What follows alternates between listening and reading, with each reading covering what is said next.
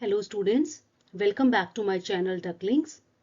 आज का हमारा टॉपिक है क्लास 6 का हिस्ट्री का चैप्टर 2। चैप्टर 1 हम ऑलरेडी कर चुके हैं, उसका लिंक आपको डिस्क्रिप्शन बॉक्स में मिल जाएगा। चैप्टर 2 का नाम है hunting gathering to growing food. जैसे नाम से ही पता चल रहा है, इस चैप्टर में हम स्टडी करेंगे कि कैसे डेवलपमेंट हुई अर्ली पीपल की हंटर गैदरर से प्रोड्यूसर्स ऑफ फूड पे। चैप्टर 1 में हमने स्टडी किया था कि as hunters gatherers early people कैसे लिव करते थे, उनका ऑक्यूपेशन क्या था, हंटिंग गैदरिंग में वो क्या करते थे। इसमें हम पढ़ेंगे कि हंटिंग और गैदरिंग से ग्रोइंग फूड पे कैसे डेवलप हुए। सो इस चैप्टर में हम क्या क्या स्टडी करेंगे कि कैसे मिलियन ईयर्स अगो लोग रहते थे, किस तरह की जगहों पे वो रहते थे, किस तरह के वो टूल्स यूज करते थे। इसके सिवा 3H सिस्टम, यानी कि जो थ्री हिस्ट्री को जो हम स्टडी करते हैं तो वो 3 डिफरेंट पीरियड्स में हमने डिफाइन किया है, वो 3H सिस्टम उसको बोलते हैं। वो हम इसमें स्टडी करेंगे और कैसे कैसे धीरे धीरे डेवलपमेंट हुई टुवर्ड्स अ सेटल्ड लाइफ। कैसे वो जो अर्ली पीपल थे वो रोम करने की जगह, घूमने की जगह, एक तरह से एक जगह से दूसरी जगह सेटल करना उन्होंने शुरू कर दिया, यानी they started to stay at a particular place for a longer period of time. तो उन्होंने क्यों शुरू किया, कैसे शुरू किया, वो हम इस चैप्टर में स्टडी करेंगे। तो आइए इस चैप्टर को स्टार्ट करते हैं। हमको पता है कि जो अर्लीस्ट पीपल थे देवर हंटर गैदरर्स। हंटर गैदरर्स मतलब कि नाम से ही पता चल रहा है, हंटर मीन्स कि they hunted for wild animals. Fishes को पकड़ते थे, बर्ड्स को पकड़ते थे और उनको पका के वो खाते थे। फाइन। गैदरर्स मीन्स कि जो उनके आसपास के एरिया में खाने लायक चीजें गैदर करने के लिए होती थी, उनको वो इकट्ठा करके यूज करते थे, जैसे fruits, nuts, seeds, leaves, stocks, eggs. इनको इकट्ठा करके वो एज अ फूड यूज करते थे। So early people were earliest people they were Hunter gatherers. ठीक है। और हमने ये चैप्टर 1 में भी स्टडी किया था that they move from one place to another. बहुत सारे रीजन थे जिसके लिए वो एक जगह से दूसरी जगह मूव करते थे, खाना ढूंढने के लिए, टू हंट एनिमल्स। अब जो एनिमल्स हैं वो एक जगह से दूसरी जगह मूव करते रहते हैं, क्यों? देखिए ये चीजें बहुत इंटरलिंक्ड है, आप इस चैप्टर में स्टडी करेंगे। क्योंकि डिफरेंट टाइप्स ऑफ प्लांट्स जो थे वो सीजनल प्लांट्स होते थे, वो अलग अलग जगहों पे अलग अलग टाइम पीरियड्स में ग्रो करते थे। ठीक है। अब जो ग्रास पे को खाने वाले एनिमल्स हैं, राइट, तो ग्रेजिंग एनिमल्स जो हैं वो अकॉर्डिंग टू द सीजन, जहाँ प्लांट्स, जहाँ ग्रास लगते थे वहां मूव हो जाते थे। सो अकॉर्डिंगली जो इन एनिमल्स को हंट करने वाले ह्यूमन बींग्स हैं, जो पीपल थे उस टाइम के, उनको इन एनिमल्स के पीछे जाने के लिए वो भी इनके संग संग मूव करते थे, इन एनिमल्स को हंटिंग करने के लिए। सो ये पूरा एक इंटरलिंक्ड है, that how the people moved in the earliest times and why they moved. So एक तो यही हो गया कि इन सर्च ऑफ फूड वो मूव करते थे। फूड में भी क्योंकि प्लांट्स डिफरेंट सीजन्स के होते थे, तो इन search of different kinds of plants जो कि डिफरेंट सीजन्स में फ्रूट्स देते थे, डिफरेंट सीजन्स में ग्रास डिफरेंट एरियाज में उगती थी, उनके पीछे एनिमल्स चल जाते थे। उन एनिमल्स को हंट करने के लिए they have to follow their movements. Other than that जो ड्राई सीजन होते थे उसमें रिवर्स सूख जाती थी, कहीं पे वो सीजन वेट है, किसी दूसरी जगह पे तो वहां पे रिवर्स में पानी है, तो इन सोर्स ऑफ वाटर के पीछे भी वो मूव करते थे from one place to another. So these are different points of the reasons of the movement of the earliest people who were called as hunter gatherers. क्योंकि ये खाना प्रोड्यूस नहीं कर रहे, तो ये किसी जगह पर रुक नहीं रहे हैं, right. So they are dependent on hunting and gathering. So if they have to gather, they have to move to the place where the things to be gathered are there. If they have to hunt, they have to move to the place where the animals are available for hunting, right?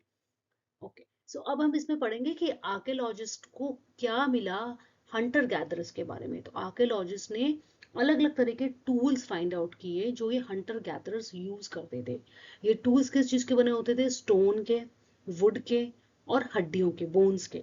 ठीक है। अब इन tools को अलग अलग तरह से use किया जाता था, मीट कट करने के लिए, बोन्स को क्रैश करने के लिए, ट्रीज की जो छाल होती है जिसको बार्क बोलते हैं उसको छीलने के लिए, एनिमल की स्किन, जब वो एनिमल्स को हंट करते थे तो मार के उनकी स्किन को छील के निकालने के लिए, एनिमल उसको बोलते हैं एनिमल हाइड्स। ठीक है। एनिमल हाइड्स मीन्स स्किन, वहां से उनको उसको छीलने के लिए, फ्रूट्स और रूट्स जो वो गैदर करते थे उनको काटने के लिए, अपनी हंटिंग के लिए जो वो भाला या तीर बनाते थे उसके लिए, लकड़ी काटने के लिए, एडिबल रूट्स, मतलब what do you mean by edible roots? खाने लायक जो रूट्स होती हैं, जैसे मार्केट में potato, onion, these are edible roots, यानी ये है रूट्स। आपने साइंस में पढ़ा होगा ना कि ये रूट्स हैं, these are not fruits, these are not vegetables और फ्रूट्स, दीज आर रूट्स।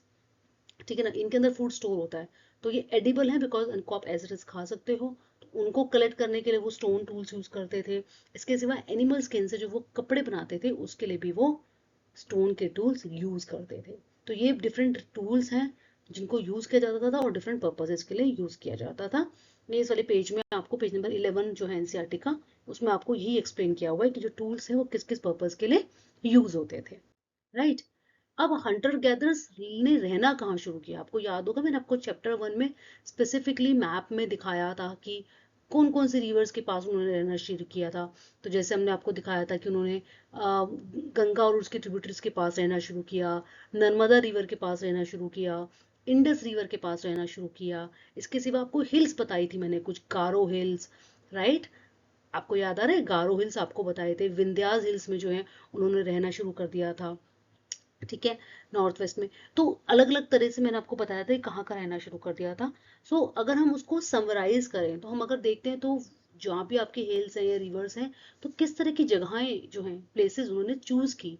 तो ये Hunter gatherers generally source of water like reverse और लेक्स उनके पास रहते थे, या फिर जहाँ पे अच्छी, बिकॉज यहाँ पे इन्होंने हंटर गैदरर्स ने स्टोन यूज करना शुरू कर दिया, तो जहाँ अच्छी क्वालिटी के स्टोन मिलते थे वहां उन्होंने रहना शुरू कर दिया। इसके सिवा उन्होंने नेचुरल केव्स यानी कि जो नेचर की बनी हुई केव्स थी, गुफाएं थी, उनमें रहना शुरू कर दिया था, क्योंकि एक तरह से उनको बने बनाए घर मिल गए थे। दे provided them the shelter from बारिश, हीट, विंड, इन सबसे उनको एक शेल्टर मिल गया था, एक बनी बनाए हाउसेज मिल गए थे। तो आप लोगों ने कुछ मूवीज भी देखी, आपने स्टोन एज की मूवीज देखी होंगी, है ना। तो उसमें आपको ये दिखता भी है कि केव्स के अंदर लोग रह रहे हैं। तो वो इसीलिए because it provided the natural shelter, ठीक है। इसी तरह का एक नेचुरल शेल्टर जो है वो आज की डेट का जो मध्य प्रदेश है, उसको उस टाइम पे भीमबेटका बोला जाता था। वहां पे एक नेचुरल केव है। आपके पास ये एक एमसीक्यू टाइप में आता है कि किसी एक नेचुरल केव का नाम लिखिए, तो भीमबेटका एक जगह है, वहां पे एक नेचुरल केव्स पाई जाती थी। वहां पे आर्कियोलॉजिस्ट ने फाइंडिंग्स की तो उनको वहां पे ट्रेसेस मिले ऑफ अर्ली पीपल। वहां पे उनको पेंटिंग्स मिली वॉल्स पे, जहाँ पे उन्होंने वाइल्ड एनिमल्स को पेंट किया हुआ था, विच प्रूव्ड दैट उस समय वो एनिमल्स को रियर भी कर रहे थे, वहां पे लोग रह रहे थे। It is a proof of that, ठीक है। तो ये एक नाम भीमबेटका आपको इंपॉर्टेंट है जो आपको याद रखना है, राइट। इसके सिवा अब ये आपको मैंने बताया था आई थिंक चैप्टर 1 में भी, यहाँ पे दोबारा मैं आपको बता रही हूँ कि साइट्स क्या होती हैं। साइट बेसिकली, अगर हम एसएसटी के अंदर हिस्ट्री में हम जब स्टडी करते हैं तो आर्कियोलॉजिकल स्टडी के हिसाब से साइट्स वो होती हैं जहाँ पे कि आर्कियोलॉजिस्ट खुदाई करके फाइंडिंग्स निकालते हैं, उनको हम साइट बोलते हैं, ठीक है। So there are many sites where archaeologist have found the evidence of hunter gatherers. बहुत सारी ऐसी अलग अलग जगहें हैं, ऐसे प्लेसेस हैं, साइट्स जिनको हम बोलते हैं जहाँ पे हंटर गैदरर्स के एविडेंसेस उनको मिले हैं। और जनरली ये सारी साइट्स जैसे मैंने आपको बताया कहाँ पे मिली उनको, रिवर बैंक्स पे या फिर ऐसी जगहों पे जहाँ पे कि स्टोन अवेलेबल था, ठीक है। तो उनको इन साइट्स पे मिला क्या, उनको इन साइट पे टूल्स मिले, स्टोन के पॉट्स मिले, क्ले के टूटी बिल्डिंग्स मिली। उन्होंने इन सब साइट्स को अच्छे से स्टडी किया, ये फाइंड आउट किया कि लोग वहाँ कैसे रहते थे, क्या खाते थे, क्या पहनते थे, किस तरह का ऑक्यूपेशन करते थे, ठीक है। अभी जो साइट्स होती हैं ये ऐसा नहीं है कि सरफेस ऑफ द अर्थ पे होती है, कई बार नीचे दबी हुई भी मिलती है अर्थ के अंदर, कभी कभी पानी के सरफेस के नीचे भी दबी हुई मिलती हैं साइट्स, ठीक है। तो ये हमने साइट्स के बारे में बताया। साइट्स एक इंपॉर्टेंट क्वेश्चन है जो आ सकता है। तो क्वेश्चन आंसर्स की जो एक वीडियो है वो मैंने इस बार अलग से बनाई है, बिकॉज ये चैप्टर लेंदी है, इसको एक्सप्लेन करने में टाइम लगेगा। अच्छे से मैं आपको चैप्टर एक्सप्लेन करना चाहती हूँ, एंड आई डोंट वांट कि आप चैप्टर और क्वेश्चन आंसर्स के बीच में कंफ्यूज हो जाएं। तो आप इस वाली वीडियो में अच्छे से पहले चैप्टर को समझेंगे, इसके क्वेश्चन आंसर्स मैंने एक अलग वीडियो में अपलोड किए हैं, उसका भी लिंक डिस्क्रिप्शन बॉक्स में मैंने डाल दिया है, तो आप उसको आराम से क्वेश्चन आंसर्स के अलग से वीडियो देख सकते हैं। अलग वीडियो बनाने का एक पर्पज ये भी था कि अगर आपको चैप्टर को रिवाइज करना है, समझना है, तो आप चैप्टर वाली वीडियो देख सकते हैं। अगर आपको क्वेश्चन आंसर्स रेफर करने हैं तो आप अलग से क्वेश्चन आंसर्स की वीडियो देख सकते हैं, ठीक है। ठीक है, इसके सिवा एक जो एक इम्पॉर्टेंट इसमें जो क्वेश्चन आता है, जहां पे मैंने आपको बताया था कोई इम्पोर्टेंट एमसीक्यू वाला क्वेश्चन होगा या एमसीक्यू वाला पॉइंट होगा, मैं उसको हाईलाइट कर देती हूँ। तो मैंने यहाँ पे थर्ड पॉइंट में कुरनूल केव्स को हाईलाइट किया हुआ है। सो ये कुरनूल केव जो है ये एक ऐसी जगह थी जहाँ पे आर्कियोलॉजिस्ट को ऐश यानी राख के ट्रेसेस मिले थे। तो इससे उनको पता चला कि उस समय के लोग भी फायर का यूज कर रहे थे। That is why there were traces of ash there, right. Ash आप समझते हैं ना, जो राख होती है, यानी कि जो किसी भी लकड़ी को या कागज को या पत्तों को जलाने के बाद जो बच जाता है, वो जो पाउडर होता है ब्लैक कलर का, उसको हम ऐश बोलते हैं। तो उसके ट्रेसेस उनको मिले थे कुरनूल केव्स में। सो विच सजेस्टेड कि वहां पे आग को वो यूज कर रहे थे।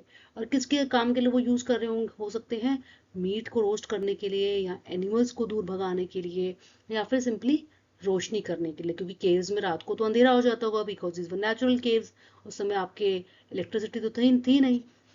सो ये फाइंडिंग्स रही हैं एट डिफरेंट साइट्स आर्कियोलॉजिस्ट की अबाउट द अर्ली पीपल। ठीक है, अब मैंने आपको बताया था, हम इस चैप्टर में भी पढ़ेंगे कि जो आर्कियोलॉजिस्ट स्टडी करते हैं उस स्टडी के हिसाब से पूरी हिस्ट्री को, यानी कि पूरी डेवलपमेंट ऑफ सिविलाइजेशन को हमने 3 डिफरेंट पीरियड्स में डिवाइड किया है। ठीक है, तो आज से 2 मिलियन ईयर्स अगो मतलब 2 बिलियन ईयर्स पहले से लेके तो 12,000 साल पहले तक का जो पीरियड है वो सबसे लंबा पीरियड है। आपको सोचो ना, 2 मिलियन साल पहले से 12,000 साल पहले, तो ये सबसे लंबा स्ट्रेच हो गया पीरियड का। ठीक है, इसको हमने क्या बोला, पैलियोलिथिक एज। ठीक है, क्योंकि पैलियो मतलब क्या होता है, ये जो वर्ड है ये तीनों पैलियोलिथिक, मेसोलिथिक और लियोलिथिक, ये वो 3 पीरियड्स हैं जिसमें हमने हिस्ट्री को डिवाइड किया है। तीनों ही ग्रीक वर्ड्स हैं। पैलियो मीन्स होता है ओल्ड, तो पैलियो, लिथोस मतलब होता है स्टोन, तो old stone age. Mesolithic is, mesos means middle, तो middle stone age, and neo means new, तो न्यू स्टोन एज। इस तरह से करके आप यहाँ पे इसको देख सकते हैं, मैंने यहाँ पे इसको एक्सप्लेन किया है, paleo plus lithos, mesos plus lithos and neo plus lithos. तो ये तीनों ही ग्रीक ओरिजिन है, जो कि लिथोस जो स्टोन वर्ड है उसको सफिक्स में यूज किया है इन्होंने, और ओल्ड, मिडल एंड न्यू के हिसाब से इन्होंने ये 3 एजेस बनाई हैं। 3 एजेस हैं, पेलियोलिथिक पीरियड, मेसोलिथिक पीरियड और न्यूलिथिक पीरियड। ठीक है, अब पेलियोलिथिक पीरियड क्योंकि सबसे लंबा, लॉन्गेस्ट पीरियड है, आप देखेंगे तो इसको फर्दर 3 पीरियड्स में डिवाइड किया गया, lower palaeolithic period, middle palaeolithic period और अपर पेलियोलिथिक पीरियड। ठीक है, मेसोलिथिक पीरियड जो है इसको मिडिल स्टोन एज बोलते हैं, ये 12,000 ईयर्स अगो से लेकर 10,000 ईयर्स अगो तक चला। ठीक है, और इस पीरियड में आके आपका एनवायरमेंटल कंडीशंस जो थी वो थोड़ी थोड़ी चेंज होनी शुरू हो गई थी। अभी हम इसमें आगे पढ़ेंगे कि उस समय एनवायरमेंट थोड़ा सा वार्म होना शुरू हो गया था, गर्म होना शुरू हो गया था, बिकॉज ऑब्वियसली लोगों ने रहना शुरू किया। अभी जैसे अब आज हम ग्लोबल वार्मिंग को फेस कर रहे हैं, तो उस समय थोड़ा थोड़ा पॉपुलेशन आना शुरू होता, थोड़े लोग रहने शुरू हो गए थे, तो स्लाइटली सा माइल्ड, बिकॉज धरती पर एक तरह से समझो कि living being started growing, right. So उससे वार्म कंडीशंस जो है वो डेवलप होनी शुरू हो गई थी, एंड माइक्रोलिथ्स वर यूज्ड। अभी हम आगे स्टडी करेंगे माइक्रोलिथ्स क्या होते हैं। ठीक है, बेसिकली माइक्रोलिथ्स स्टोन के बने हुए टाइनी टूल्स होते हैं, तो उनको माइक्रोलिथ्स बोलते हैं। आप इसको नाम से भी समझ सकते हैं, again origin, micro means small, liths means stone, तो माइक्रोलिथ्स मतलब small stones tools, they were called as microliths.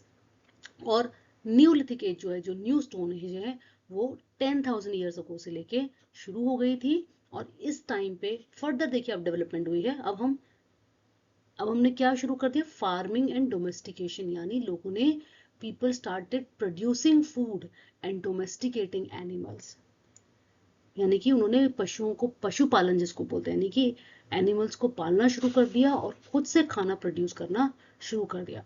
तो ये है हमारे 3 अर्ली पीरियड, जिसको 3 एज सिस्टम बोलते हैं। Why it is called 3 age system, क्योंकि 3 एजेस हैं इसमें। एक 2 मिलियन ईयर से अगो से लेकर 12,000 ईयर्स को, जिसको पैलियोलिथिक एज बोलते हैं। एक 12,000 ईयर्स अगो से लेकर 10,000 ईयर्स अगो, जिसको कि हम मेसोलिथिक एज बोलते हैं। और एक 10,000 ईयर्स अगो से जो हमारी एज है उसको न्यूलिथिक एज बोलते हैं। सो ये 3 एज सिस्टम आपको अच्छे से समझ लेना है। ठीक है, इसके बाद मैंने आपको बताया था कि अगर हम 12,000 ईयर्स अगो से देखें, यानी कि अराउंड न्यूलिथिक एज, और आप कह सकते हैं मेसोलिथिक एज, उसमें क्या क्या मेजर डेवलपमेंट्स आई, वो एक मैंने लिस्ट बनाई है जो इस पेज नंबर 15 पे आपको एक्सप्लेन की गई है। So I have summarised it for you students. तो हम देख लेते हैं कि इस एज में 12,000 ईयर को क्या क्या डेवलपमेंट्स आनी शुरू हो गई थी। आई टोल्ड यू कि जो एनवायरनमेंट है वो चेंज होना शुरू हो गया था, and it started becoming warm. ठीक है, तो जब वार्म कंडीशंस आती हैं तो क्या होता है, आप बताइए, वार्म कंडीशंस क्यों चाहिए होते हैं, वार्म क्यों चाहिए होता है, for the plants to grow, उनको वार्मथ चाहिए होता है। तो जब कंडीशंस वार्म होनी शुरू हुई तो नेचुरल जो ग्रास थी, नेचुरल ग्रास, यानी कि हमने किसी ने उसको उगाया नहीं था, लेकिन गिवन बाय नेचर जो नेचुरल क्रॉप्स है, नेचुरल ग्रासलैंड्स है, दे स्टार्टेड ग्रोइंग, तो डेवलपमेंट हो गई ग्रासलैंड्स की। अब जब ग्रासलैंड्स आई तो जो एनिमल्स इनके ऊपर सर्वाइव करते थे, इन ग्रासेस, यानी कि जो एनिमल्स ग्रास खा सकते थे, वो इंक्रीज हो गए नंबर ऑफ, ऑब्वियसली क्योंकि एनिमल्स ने इनको खाया, they started producing more animals, and then इनकी नंबर ऑफ एनिमल्स बढ़ गए, जो कि एनिमल्स ग्रास पे सर्वाइव करते थे, लाइक शीप, गोट, कैटल, ये बढ़ गए। तो जब ये बढ़ गए तो पीपल ने इनको हंट करना शुरू कर दिया, इनको पालना शुरू कर दिया। रियरिंग दीज एनिमल्स, क्योंकि ये सारे एनिमल्स वो भी हैं जो आपको फूड प्रोड्यूस करने की कैपेसिटी रखते हैं, यानी कि शीप, गोट, कैटल ये आपको मिल्क देते हैं, they give you wool, sheep gives you wool, goat and cattle gives you milk and obviously meat, तो सब चीज़ों का इनका मीट भी यूज कर सकते हैं, ठीक है। अब जब ग्रासलैंड डेवलप हुई तो सबसे पहले नेचुरली जो थे ग्रेन्स, राइस, बार्ले, ये ग्रो करने शुरू हो गए, ठीक है। लेटर हम स्टडी करेंगे कि इसी में जब इन्होंने नेचुरली ये चीजें ग्रो हुई तो लोगों ने ऑब्जर्व किया, पीपल स्टार्टेड ऑब्जर्विंग कि ये कब बड़े होते हैं, किस कंडीशंस में ये ग्रेन्स ग्रो करते हैं, किस टाइम पे जाके पूरे पक जाते हैं, राइप हो जाते हैं, पके हुए और बिना पके हुए ग्रेन में क्या फर्क है, क्या चीज खाने में ज्यादा बेटर लगती है, किस तरह की कंडीशंस में ग्रो करते हैं, और ये सब चीजें उन्होंने स्टडी करके समझ समझ के धीरे धीरे इनके सीड्स इकट्ठे करके इनको ग्रो करना शुरू कर दिया। तो इस तरह से न्यूलिथिक एज में they started becoming farmers, they started becoming producers of food rather than hunters and gatherers of food. Understood? So people learn how to grow them. इसके सिवा जो पहला एनिमल उन्होंने रियर किया, टेम मतलब जिसको उन्होंने पाला, वो डॉग का ही एक एंसेस्टर, यानी उसकी पुरानी पीढ़ी थी कोई, विच वर बिट वाइल्ड, ठीक है। और फिशिंग भी उन्होंने इस टाइम पे स्टार्ट कर दी थी। डोमेस्टिकेशन बिगेन, आप देखेंगे डोमेस्टिकेशन को मैंने हाईलाइट किए बिकॉज डोमेस्टिकेशन को हम अच्छे से अभी थोड़ा स्टडी करेंगे डिटेल में, डोमेस्टिकेशन का क्या मतलब होता है।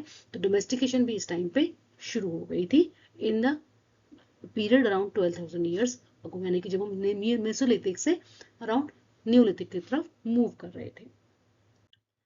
अब यहाँ पे मैंने आपको बताया डोमेस्टिकेशन को हम थोड़ा डिटेल में स्टडी करेंगे। सो डोमेस्टिकेशन होता क्या है? डोमेस्टिकेशन का मतलब ये होता है कि जैसे डोमेस्टिक का मतलब क्या होता है, कहते हैं ना घरेलू, डोमेस्टिक।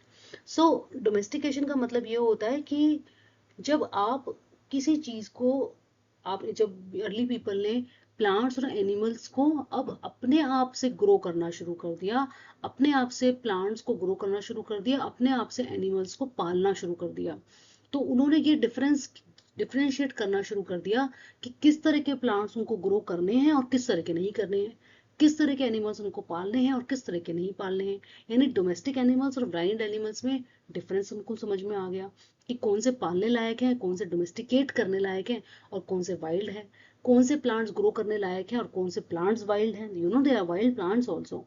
सो डोमेस्टिकेशन का मतलब क्या है कि उन्होंने समझना शुरू कर दिया, सिलेक्ट करना शुरू कर दिया प्लांट्स और एनिमल्स को जिनको कि वो पाल सकते हैं, जिनको कि वो प्रोड्यूस कर सकते हैं, ग्रो कर सकते हैं। So domestication started in neolithic period, people started selecting plants and animals to be domesticated. Gentle animals, जो शांत एनिमल्स थे, उनको उन्होंने ब्रीड करना शुरू किया, ठीक है। लार्ज साइज के, ऐसे बड़े size, this is large actually, this is word is large, तो उसको आप प्लीज यहाँ पे करेक्शन कर लीजिए बच्चों, this word is actually large. Large size grains and plants with strong stalks were selected to be grown. Earliest plants जो domesticate किया था वो थे wheat और barley. सबसे पहले animal जिसको domesticate किया था वो थे sheep and goats. लोगों ने एक ही जगह, अब मैंने आपको बताया था ना कि कैसे हम डेवलप होना शुरू हुए, किस चीज से, from hunters gatherers, from roaming people to settled life, ठीक है। तो अब जब आप क्रॉप्स उगा दोगे, जब आपने एक जगह पे सीड सो कर दिए, आप प्रोड्यूस करने लग गए, तो आप वहां पे सीड सो करके वहां को छोड़ के तो नहीं चले जाओगे, आपको वहां उतने टाइम तक रुकना पड़ेगा जब तक उनमें से आपकी क्रॉप्स प्रोड्यूस ना हो जाए। तो this is how they started staying at a particular place for a longer period of time, because they have to take the care of the plants which they grow, they have to take care of the animals which they reared. तो इसीलिए उन्होंने एक ही place पे ज्यादा देर के लिए रहना शुरू कर दिया, बिकॉज उन्हें ये भी पता था कि उनको पीरियड चेंज होने पे, आई मीन सीजन चेंज होने पे जाना नहीं है, क्योंकि उन्होंने खाना प्रोड्यूस कर लिया, तो खाने के लिए उनके पास है, उन्होंने एनिमल्स को रियर कर लिया, तो उन एनिमल से भी उनको खाना मिलेगा। सो they started growing as producers of food rather than gatherers of food, and that is why they started staying at one place for a longer period of time, right? अब जब उन्होंने ग्रेन्स उगाए हैं, जब उन्होंने एनिमल्स को breed किया है, तो उनको सामान को स्टोर करने के लिए भी जगह चाहिए। अभी तक तो उनको कुछ स्टोर नहीं करना पड़ता था, इकट्ठा किया, खाया, खत्म कर दिया, अगले दिन फिर इकट्ठा करने गए। लेकिन अब उन्होंने प्रोड्यूस करना शुरू कर दिया, तो उनको स्टोर करने के लिए जगह चाहिए। सो उन्होंने क्ले के पॉट्स बनाने शुरू किए, बास्केट्स बनानी शुरू करी, जमीन में गड्ढा खोद के उसमें सामान इकट्ठा करना शुरू किया। सो in order to store grains, clay pots, baskets and ground pits were made. This is what is explained in this particular page in your book. ठीक है, इसके सिवा मैंने आपको इसमें यही बताया हुआ है कि जो फूड प्रोवाइड करने वाले एनिमल्स थे उनको उन्होंने रियर करना शुरू किया। ये एनिमल्स उनको मिल्क और मीट प्रोवाइड करते थे। आर्कियोलॉजिस्ट को सब कॉन्टिनेंट के डिफरेंट पार्ट्स में इस चीज के एविडेंसेस मिले हैं कि ग्रेन प्रोडक्शन उस समय स्टार्ट हो गई थी। इसी के सिवा animals, different types of animals के उनको बोन्स मिले हैं, जिससे ये प्रूफ हो गया कि डोमेस्टिकेशन ऑफ एनिमल्स जो है वो उस समय स्टार्ट हो गई थी। ठीक है, अब अपार्ट फ्रॉम दिस, जब आर्कियोलॉजिस्ट ने ये साइट्स पे खुदाई करी, डिगिंग करी, तो उनको ये भी एक्सप्लोर किया उनको, है ना, तो उनको अलग अलग तरह की चीजें मिली। उन्हीं में से एक थे पिट हाउसेस। सो पिट हाउसेस बेसिकली क्या थे? ये हाउसेस जैसे हमारे आज के हाउसेस होते हैं ना, हम जमीन के ऊपर बनाते हैं, ये जमीन के नीचे बने हुए थे, जिनमें स्टेयर्स होती थी नीचे की तरफ जाती हुई। तो नीचे स्टेयर्स उतर के आप उस हाउस में अंदर जाते थे। उनके अंदर अलग अलग कंपार्टमेंट्स बने होते थे और ये उनको शेल्टर प्रोवाइड करता था from heat, rain and from animals. ठीक है, वाइल्ड एनिमल्स बेसिकली। तो उस तरह इनको हम बोलते हैं पिट हाउसेस। इनके बारे में भी आगे आप पढ़ेंगे, मैंने इसको हाईलाइट किया हुआ, आप देखेंगे। सो एक साइट है बुरजाहोम, जो कि आज कश्मीर जिसको हम बोलते हैं, वहाँ एक साइट है बुरजाहोम। वहाँ पे उनको इस तरह के पिट हाउसेस आर्कियोलॉजिस्ट को मिले थे। बहुत अलग अलग तरह के उनको टूल्स भी मिले, बट ये टूल्स डिफरेंट थे उन टूल्स से जो उनको पेलियोलिथिक पीरियड के टूल्स मिले थे। तो इन टूल्स को इन्होंने न्यूलिथिक टूल्स बोला, क्योंकि नए तरह के टूल्स थे। तो ये टूल्स कैसे डिफरेंट थे? ये टूल्स ज़्यादा पॉलिश्ड थे, ज़्यादा बड़े थे। ठीक नहीं, इनफेक्ट ज़्यादा बड़े थे, ज़्यादा छोटे थे थोड़े, मतलब they were more polished, more small, right.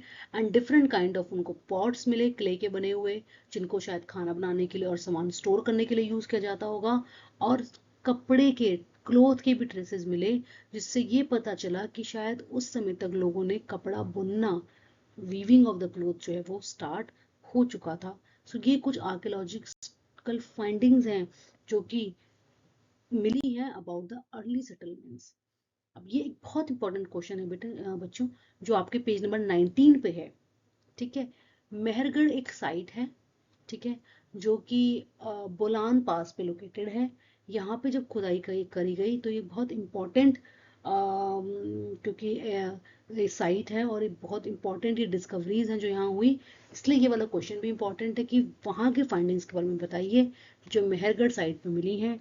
तो ये मेहरगढ़ जो है ये बोलान पास, जो कि एक रूट, ईरान की तरफ जाने वाले रूट पे लोकेटेड है। वहाँ पे एक इम्पॉर्टेंट आर्कियोलॉजिकल साइट है मेहरगढ़ जिसको बोलते हैं। यहाँ पे जो एविडेंसेस मिले हैं उससे ये पता चलता है कि यहाँ पे सबसे पहले लोगों ने बार्ले और व्हीट ग्रो करना शुरू किया, और यहीं पे सबसे पहले लोगों ने शीप और गोट को रियर करना, पालना शुरू कर दिया।